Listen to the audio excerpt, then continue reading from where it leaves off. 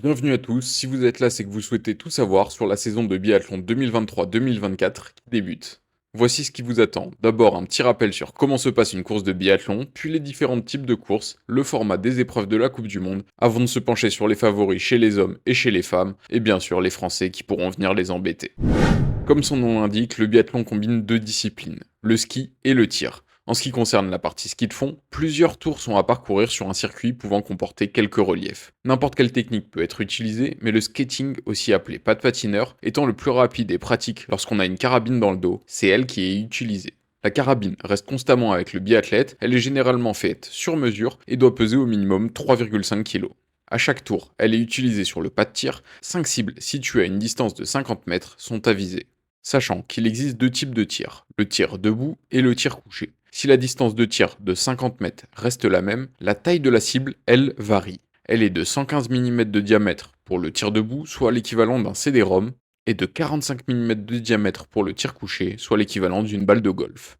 Ce qui demande une grande précision, surtout que tirer après un effort physique complique grandement la chose. La gestion de l'effort est donc primordiale en biathlon, les biathlètes faisant partie des sportifs ayant le rythme cardiaque le plus bas et surtout capables de le descendre très vite en pulsation à l'approche du tir. Mais au fait, qu'est-ce qui se passe si un biathlète ne touche pas la cible?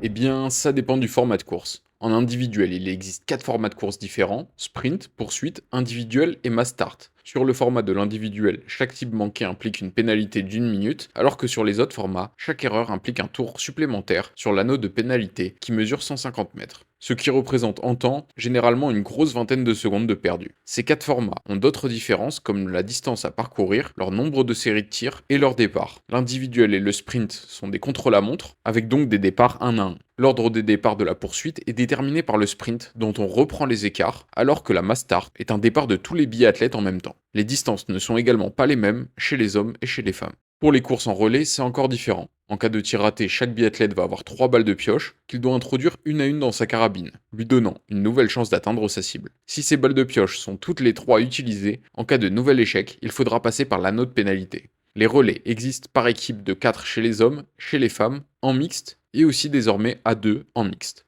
Vous savez donc désormais tout sur les formats de courses existants. On va maintenant pouvoir voir comment elles se répartissent sur la saison.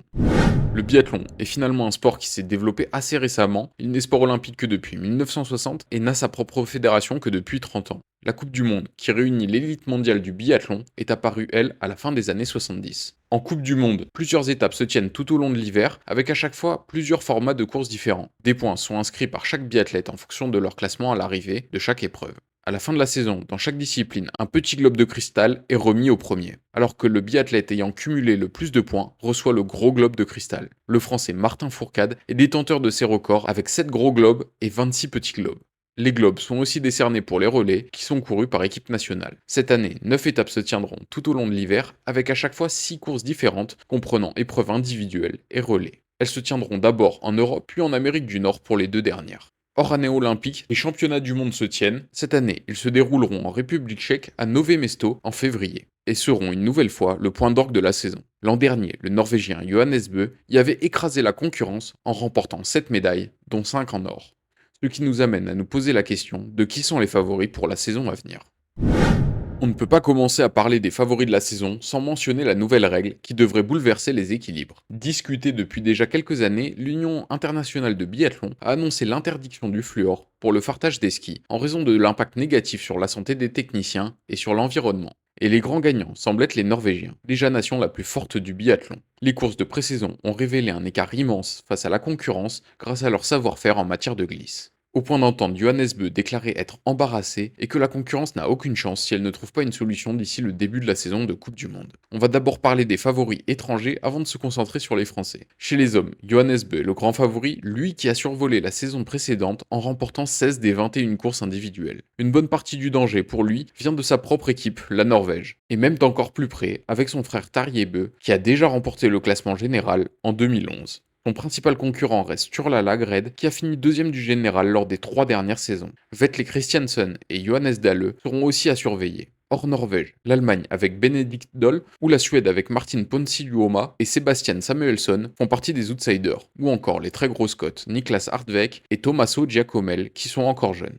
Chez les femmes, ce sont plutôt des Suédoises qui, avec les sœurs Elvira et Anna Heuberg, ou des Italiennes Dorothea Virer et Lisa Vitozzi, dont il faudra se méfier. Logiquement, avec l'avantage de glisse dont dispose la Norvège, Ingrid Tandrevold fait également partie des favorites. Je ne vous ai pas parlé de la tenante du titre?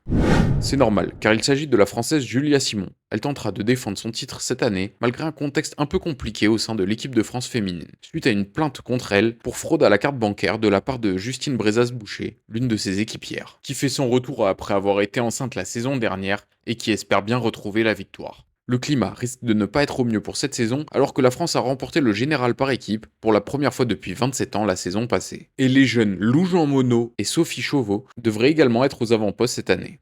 Chez les hommes, Quentin Fillon-Maillet, vainqueur de la Coupe du Monde 2022 et double champion olympique, est passé à côté de sa saison 2023 et espère revenir à son meilleur niveau pour aller jouer des victoires. Émilien Jacquelin, également auteur d'une saison précédente compliquée, doit trouver une régularité qui lui fait défaut pour jouer le classement général. Fabien Claude, 10e du général l'an dernier, et rare satisfaction française chez les hommes, peut espérer continuer à gravir les échelons, alors qu'Antonin Guigona et Éric Perrault doivent encore progresser pour jouer les premiers rôles.